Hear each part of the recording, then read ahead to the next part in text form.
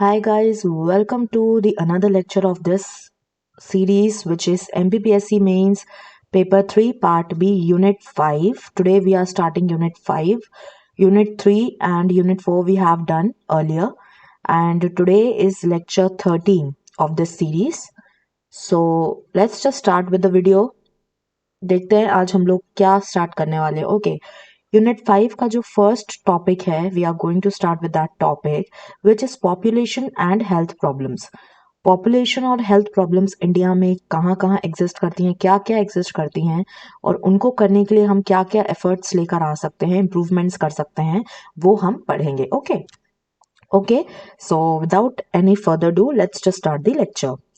According to the UN's World Population Prospects 2019 report, India is projected to become the most populous country by 2027. ये हमको पता है that definitely India will surpass China by 2027. Okay, ये तो even the today whatever stats are coming, these are also saying that we will surpass China very soon and host 1.64 billion people by 2050. मतलब सिर्फ और सिर्फ हमारे India की अगर आप बात करो तो 1.64 बिलियन लोग हमारे इंडिया में ही सिर्फ और सिर्फ सर्वाइव करने वाले हैं. Can you even imagine that how much this is the number? Okay. Meanwhile, India will have a vast number of young people and insufficient natural resources left for exploitation. So, with the rising population, India will have to face a Herculean task of providing basic amenities of life to its people like food, shelter, healthcare and education. देखो क्या होता है जब population rise होती है, it is a very natural thing कि whenever population rises, resources, education, जिसमें आपका जो है एजुकेशन के साथ साथ आपकी basic amenities like food, shelter, water, health care, all these facilities are limited to up to some extent, right. हम लोग अभी भी बात करते हैं तो हमें पता है कि कितने कम लोगों पे जो है वो डॉक्टर्स एग्जिस्ट करते हैं. ये हमको खुद भी ये बात पता है इस चीज़ को, ठीक है. तो हमें ये चीज़ जो है जैसे जैसे पॉपुलेशन बढ़ेगी वैसे वैसे ये चीज़ें और ज़्यादा क्रिटिकल हो जाती हैं हमारे लिए. Okay, so we need to just understand this. According to the UN report, the number of children born per woman in the country still lies in the range of 2.1 to 4.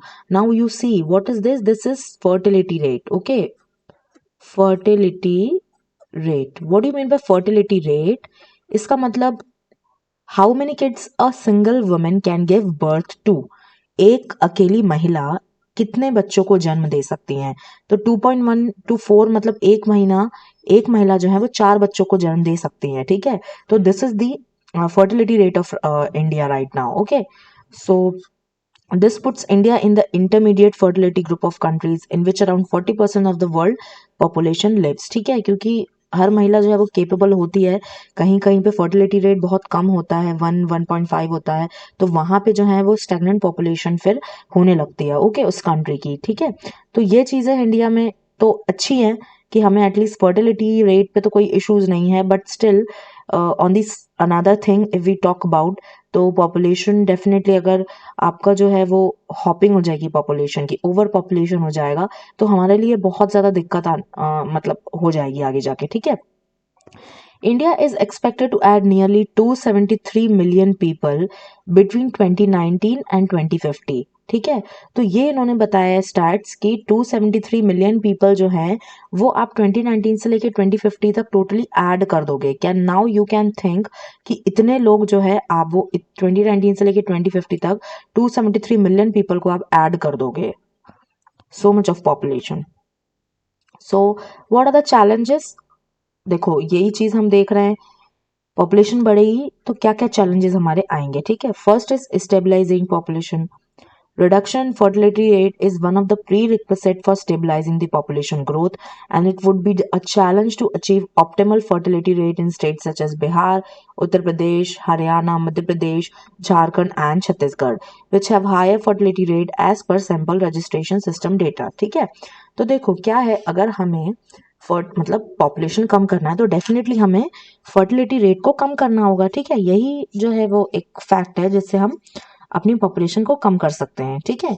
तो इस चीज़ को हमें थोड़ा ध्यान देना पड़ेगा, specially Uttar Pradesh, Bihar, because Uttar Pradesh is having the highest number of population in India if we compare the states together. Then next is quality of life.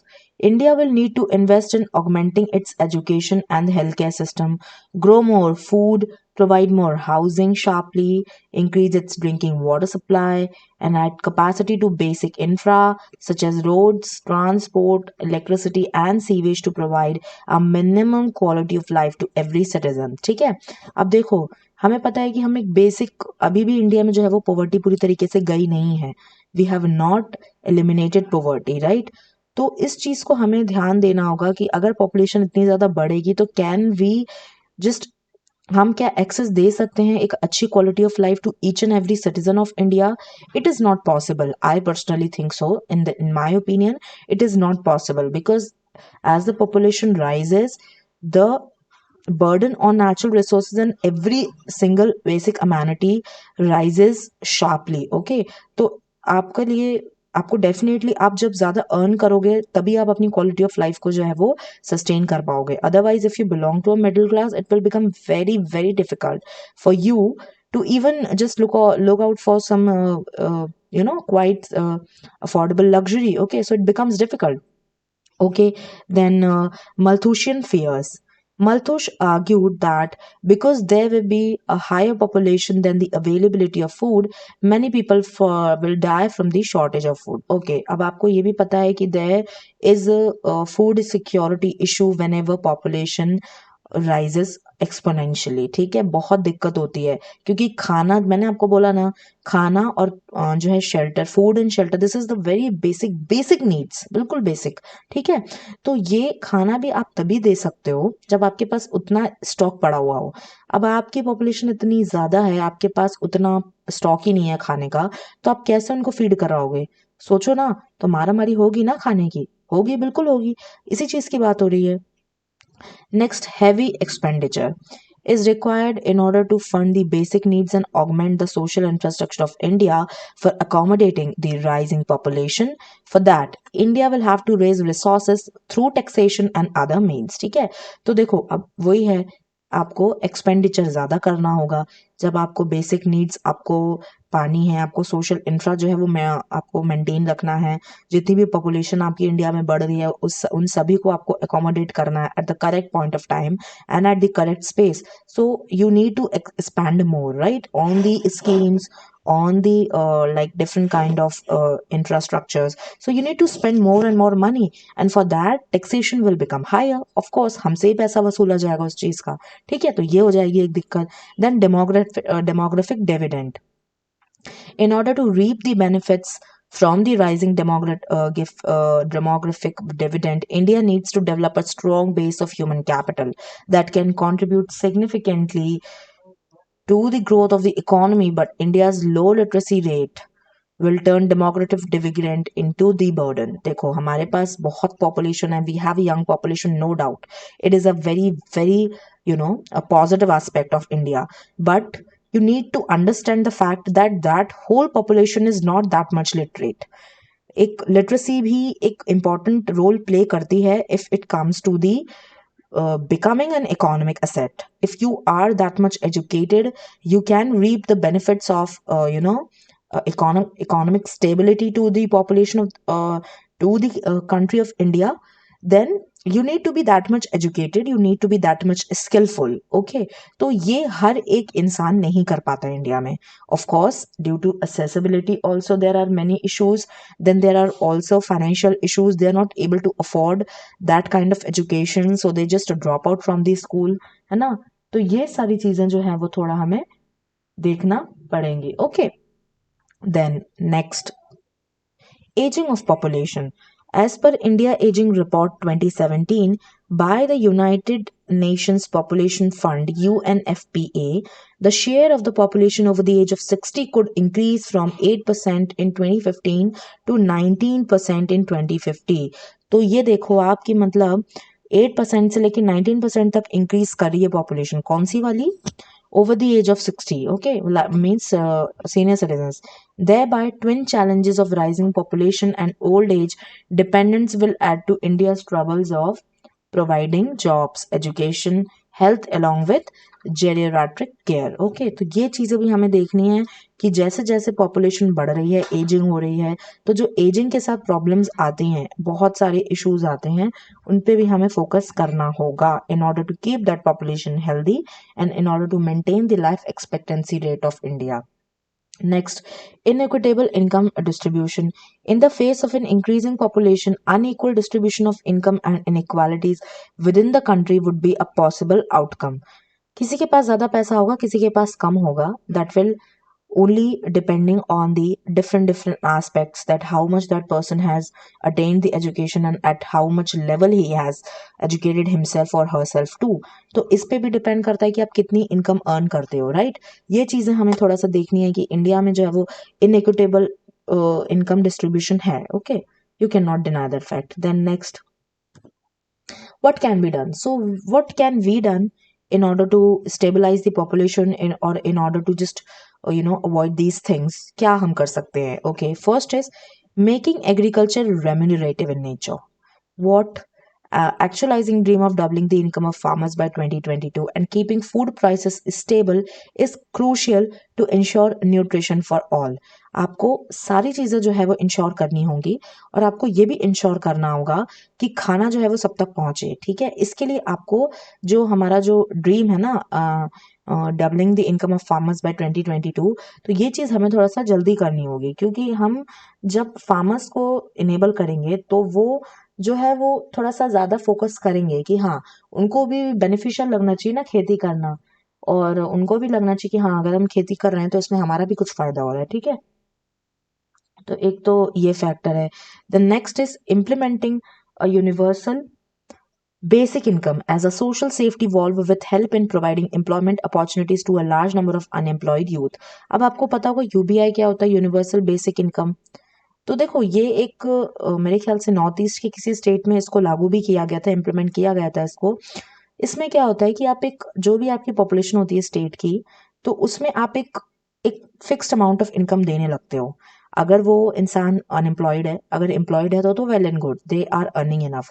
But if the person is unemployed, you are giving them a basic amount to live their life, like they are not dying of food और they are not dying of starvation.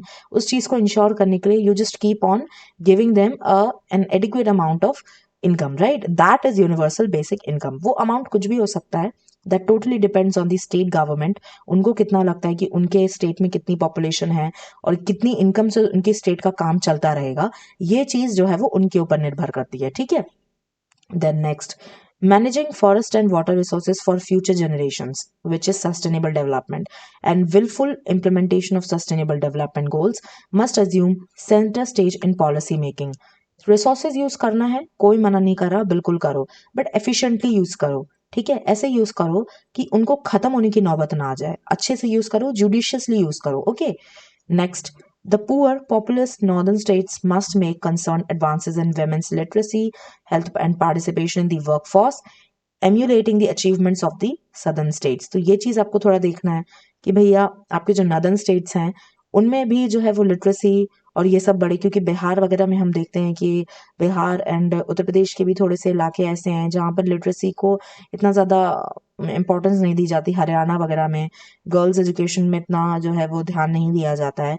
तो इसमें हमको ध्यान रखने की ज़रूरत है, because women also contribute to the population. They are almost 50% of the Indian population. So we need to understand that fact that उनको भी educate करना उतना ही important है जितना male population को है. ठीक है, next, progress in poverty reduction, greater equality, better nutrition, universal education and healthcare needs state support and strong civil society institutions. ठीक है, जो भी काम आप कर रहे हो आपको कहीं ना कहीं जो है वो बैकिंग की ज़रूरत तो पड़ती है, और वो बैकिंग जो है वो यहाँ पर स्टेट और एक सिविल कोई भी इंस्टीट्यूशन प्ले कर सकता है. ठीक है, आपको पहुंचाना है, आपको कुछ सामान पहुंचाना है गरीब लोगों तक, आपको एजुकेशन पहुंचानी है या फिर आपको खाना पीना पहुंचाना है, तो आपको किसी ना किसी एनजीओ की सहायता लगेगी, नो डाउट. आपको स्टेट गवर्नमेंट की भी सहायता लगेगी. ठीक है, तो ये सारी चीज़ें हमें देखनी है कि स्टेट और वो एनजीओ और जो भी इंस्टीट्यूशन है वो एक्टिवली इसमें काम करें. ठीक है, next, rising life expectancy and growing population of older adults opens up prospects for employment in many new services catering to them. ठीक है, तो हमारे यहाँ जो है लाइफ एक्सपेक्टेंसी भी बढ़ रही है।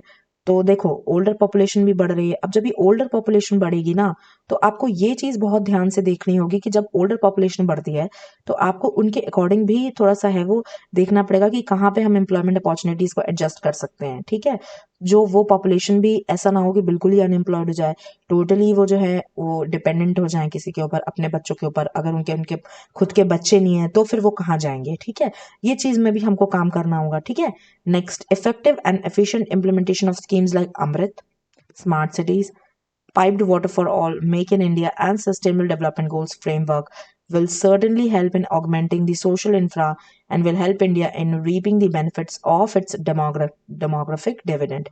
जितनी भी schemes in Indian government launch करती है, we cannot overlook the fact that we need to just do the correct amount of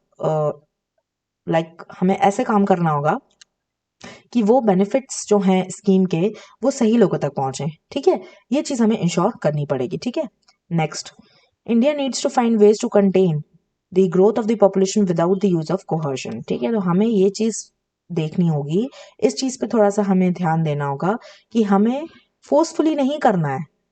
हमें वैसा नहीं करना है कि चाइना बिल्कुल वन चाइल्ड पॉलिसी लेकर आ गया था और उन्होंने जो है वो जबरदस्ती they were sterilising male and women organs, और ये चीज जो है वो कर रहे थे, स्टरलाइजेशन का प्रोसेस वो अडॉप्ट कर रहे थे, और जबरदस्ती जो है उन्होंने किया है कि अगर आप वन चाइल्ड से ज्यादा आपके होंगे तो बहुत ज्यादा हार्श पॉलिसीज थी उनके लिए।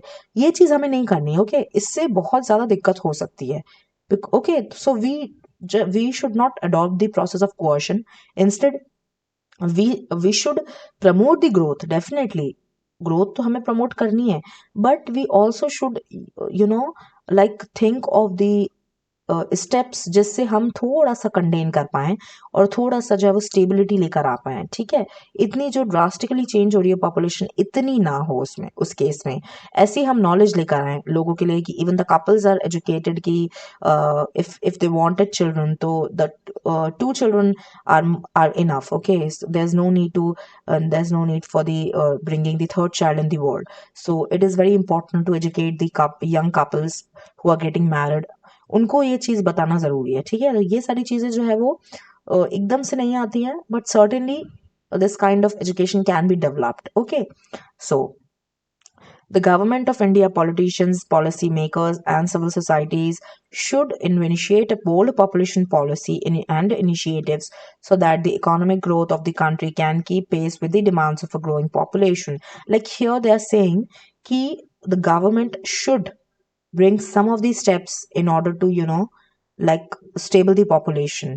Or you can say that you are bringing a very bold population policy, just like not like China, not a very stringent policy like them, ki one child policy, but yeah, we can bring some of the facts in such policies ki अगर आपका third children होगा तो आप यहाँ यहाँ से जो है वो आपको जो है एक्स्ट्रा टैक्स पे करना पड़ सकता है, या फिर आपको ज्यादा आपको वहां पे पैसा देना पड़ सकता है। ये सारी चीजें अगर आप थोड़ा भी थोड़ा लेकर आ जाओगे ना, तो मे बी आई थिंक कहीं ना कहीं तो ड्रॉप आपको देखने को मिलेगा ही मिलेगा। Okay, next, health problems in India. अब हम देख रहे हैं कि क्या क्या हेल्थ प्रॉब्लम्स हैं। अभी हमने देखा कि पॉपुलेशन प्रॉब्लम्स क्या थी, अब हम देख रहे हैं कि हेल्थ प्रॉब्लम्स क्या क्या है इंडिया में। ठीक है, physical activity and nutrition, overweight and obesity, tobacco, substance abuse, HIV, AIDS, mental health, injury and violence, environmental quality are some of the major health problems of India. India में ये जो है वो मेजर हेल्थ प्रॉब्लम्स हैं। ठीक है, causes क्या क्या हैं तो देखो, communicable and NCDs, non communicable diseases सबसे ज्यादा जो है वो प्रेवलेंट है। 95% of malaria endemic areas, 1 million cases of leprosy every year, up to 4.6 million cases of diabetes.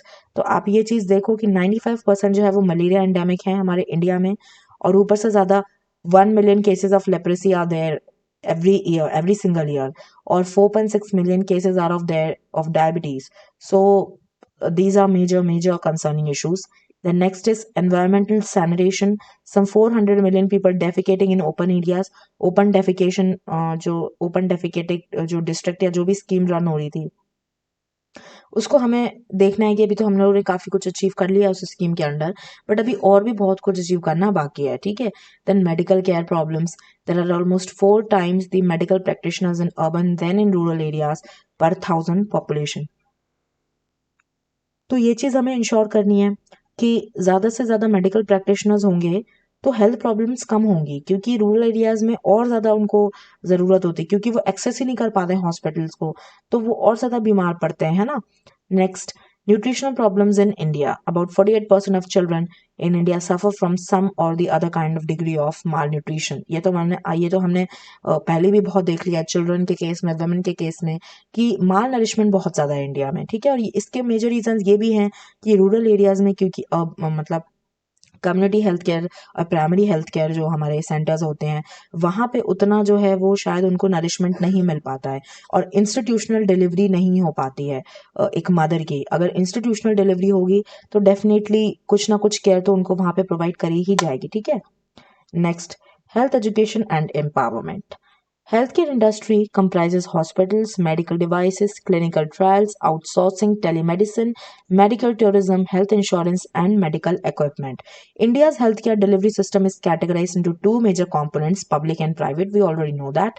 The government public healthcare system comprises limited secondary and tertiary care institutions in key cities and focuses on providing basic healthcare facilities in the form of PHCs and rural areas. ये हमको पता है कि primary health care centres PHCs, community health care centre CSCs, urban health care centre UHCs, these are working under government machinery, okay. और ये जो है वो हमारे पब्लिक हेल्थ केयर सिस्टम के अंडर फॉल करते हैं, ठीक है। Next, private sector provides a majority of secondary, tertiary, and quaternary care institutions with major concentrations in metros like Tier 1 and Tier 2 cities. Metro cities में ज़्यादातर जो है वो private sector जो है वो available होता है आपका, क्योंकि वहाँ पे जो है वो आपका definitely एक अलग ही तबके के लोग होते हैं, which are upper middle class. They can afford that much of a healthcare system. Okay, so इसलिए वहाँ पर जो है वो ये affordability होती है. So yeah, this is it. Okay, then the Indian medical tourism market has valued 2.8 billion US dollars in 2020 and is expected to reach, you can see the difference, 13.42 billion US dollars by 2026. You can imagine हमारी जो healthcare industry है, that is aspiring to become 13.42 billion US dollars by 2026. It's a huge industry. It's a huge, like so bigger, even many countries की जो economy है वो इतनी होती है जितनी हम अपनी हेल्थ केयर इंडस्ट्री की बात कर रहे हैं, ठीक है। Then, telemedicine is also expected to reach 5.5 billion US dollars by 2025. You know, these facts, these are not only facts, but if you quote these facts in your answers, in your mains answers, you will definitely having an edge over the other competitor. आपके पास एक edge होता है, ठीक है। आप, क्योंकि देखो लिख तो वो सभी रहे हैं, अगर हेल्थ केयर के बारे में आएगा तो primary health care, secondary health care, urban health care, community health care, everybody will write the same thing, but उसमें आपने क्या अलग लिखा वो आपको एक एक्स्ट्रा मार्क दिलवाएगा, और ये फैक्ट्स जो है वो ये गेम प्ले करते हैं यहाँ पे, ठीक है। Next, what are the challenges with the Indian health care sector. आपको भी पता होगा बहुत सारे चैलेंजेस ऐसे हैं, और आप may be on the finger tips you can also, like expensive है, असेसिबिलिटी नहीं है, ये सारी चीजें हम बोल सकते हैं। ओके, देखो वही बात आ गई, inadequate access. One of the major concerns in the is the administration's insufficient financial allocation. हर कोई एक्सेस नहीं कर पाता है, बहुत मुश्किल हो जाता है, ठीक है, रूरल लोगों के लिए इसको एक्सेस कर पाना। Low budget, India's public expenditure on health care is only 2% of GDP। देखो, अपने GDP का सिर्फ 2.1% हिस्सा जो है हम हेल्थ केयर पे ही खर्च कर रहे हैं इन 2021 and 22, while Japan, Canada, France spend about 20% of their GDP on public health care. You can see the difference कि वो आगे क्यों है हमसे, क्योंकि 10% is a huge amount. 10% amount वो अपना हेल्थ केयर में खर्च करते हैं, जहां हम अपना 2% खर्च कर रहे हैं। हमसे 5 गुना, 5 times they are expending in their health care system, तो ऑब्वियसली आपको फर्क तो दिखेगा, है ना। ठीक है, next, lack of preventive care. Preventive care is undervalued in India, despite the fact that it has been shown to be quite beneficial in alleviating a variety of difficulties for patients in terms of unhappiness and financial losses. Okay, तो ये चीज़ आपको देखनी है कि हमें preventive care तो देनी होगी। और प्रिवेंटिव केयर क्या होती है कि वो चीज़ क्योरेटिव नेचर पे ना पहुंचे, आपको क्योर ना करनी पड़े, पहले ही आपने उसको रोक दिया है, ठीक है। कुछ ऐसी चीज़ें करके कि अगर आपको लग रहा है the person is malnourish और the person is having micronutrient deficiency, you have given that adequate amount of nutrients or vitamins to them so that so they have overcome that fact कि वो अब malnourished नहीं रहे, so it will not lead to another kind of major illness क्योंकि उनकी जो वो nutrient deficiency थी वो अब कवर अप हो चुकी है, ठीक है। इन सब चीज़ों पे हमें ध्यान देना होगा। Next, lack of medical research in India, R&D and cutting edge technology led new projects receive little attention, ठीक है। तो हमें R&D पे सबसे ज़्यादा काम करना होगा। अगर हमें देखना है कि हाँ हमारा जो मेडिकल हेल्थ केयर सिस्टम है अगर वो वहाँ पे बूम आए तो हमें इन सब चीज़ों पे काम करना ही पड़ेगा। Okay, then policy making is undoubtedly crucial in providing effective and efficient healthcare services. In India, the issue is one of the supply rather than demand, and policy making can help. Policy making is the very important aspect of anything.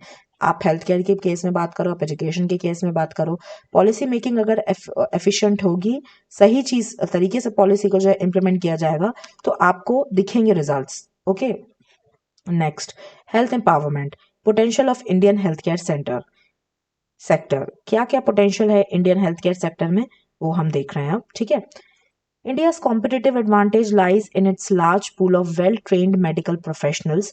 India is also cost competitive compared to its peers in Asia and Western countries. The cost of surgery in India is about 1/10 of that in the US and Western Europe. Okay. So ये चीज इसमें कुछ इतना खास समझाने लायक नहीं है। Next, India has all the essential ingredients for the exponential growth in this sector, including a large population, a robust pharma and medical supply chain, 750 million plus smart users, third largest startup pool globally with easy access to VC funding and innovative tech entrepreneurs looking to solve global healthcare problems। तो देखो इसमें उन्होंने बताया है कि India के पास वो हर एक रिक्वायरमेंट है जिससे आप अपने हेल्थ केयर सिस्टम को बहुत स्ट्रांग और रोबस्ट बना सकते हो। हमारे पास मल्टीपल यूजर्स हैं, स्मार्टफोन यूजर्स हैं, 750 मिलियन स्मार्टफोन यूजर्स हैं, सोचो। तो आजकल जो है वो ऑनलाइन भी बहुत सारी ऐसी एप्स हैं जो रन होती हैं जिनके through you can access to the medical facilities और उससे आप अपनी जो है वो थोड़ी बहुत जो आपकी प्रिवेंटिव केयर है वो कर सकते हो घर पे ही रह के, ठीक है। Then India will have about 50 clusters for faster clinical testing of medical devices to boost product development and innovation. Faster clinical testing जो है वो इंडिया में हम मतलब करने वाले हैं and we can boost product development innovation और इनोवेशन पे भी काम करना होगा। जैसे हमने देखा था कि सीरम इंस्टीट्यूट ऑफ इंडिया ने जो है वो आपने देखा कि कोविशील्ड को है वो डेवलप किया हुआ है। तो it brought a major revolution, like India was standing like a supreme power during the time of COVID, and we were sending the vaccines to many of the countries who were dying of COVID. Okay, so it has I think it has really increased the well-being and the that positive image of India in all over the world. So definitely innovation पे हमको काम करना होगा, ठीक है। Next, the sector will be driven by life expectancy, shift in disease burden, changes in preferences, growing middle class, increase in health insurance, medical support, infrastructure development, and policy support and incentives. So, this can also be done. Next, universal health coverage, देखो ये तो मैंने आपको ऐसी add कर दिया है, may be ये 3 मार्क्स में आपका आ सकता है, ये शायद आया भी हुआ है। Okay, UHC entails ensuring all people have access to quality health services including prevention, promotion, treatment, rehab and palliation without incurring financial hardship, ठीक है। The concept covers 3 key elements: access, quality and financial protection. The main concepts of UHC include population coverage, range of health services provided, and out-of-pocket expenditure. India has a mixed payer universal healthcare model that is paid for by a combination of public and private health insurance funds, along with entirely tax-funded public hospitals. देखो इसमें हमें ये ध्यान देना है कि health care सभी के लिए असेसिबल हो।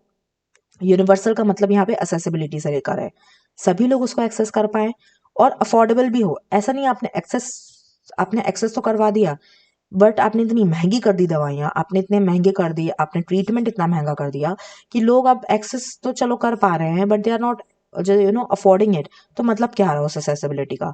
तो आउट ऑफ पॉकेट एक्सपेंडिचर नहीं होना चाहिए। और पॉपुलेशन, सारी पॉपुलेशन को कवर करनी चाहिए। रूरल एरियाज में आपको एडिक्वेट ऐसे सेंटर्स बिठाने चाहिए, वहाँ पे भी आपकी एक मिडवाइफ, एक नर्स होनी चाहिए, एक प्रैक्टिशनर होनी चाहिए। तो ये सारी चीज़ें आप प्रोवाइड करो, वहाँ पे एडिक्वेट फैसिलिटीज़ होनी चाहिए, तभी जाके जो है वो आप ये बोल सकते हो that you have attained universal health coverage in India, right? Okay guys, so this was for today's lecture. So हमने आज क्या क्या कवर किया? We covered population and health problems. Then we covered about the health problems in India and health education and environment. And then later on we covered about universal health coverage. Okay. So yeah, this is it for today's lecture. Next lecture में हम Unit 5 के दूसरे topics पे बात करेंगे. Till then, study well and Jai Hind, Jai Bharat. Thank you so much.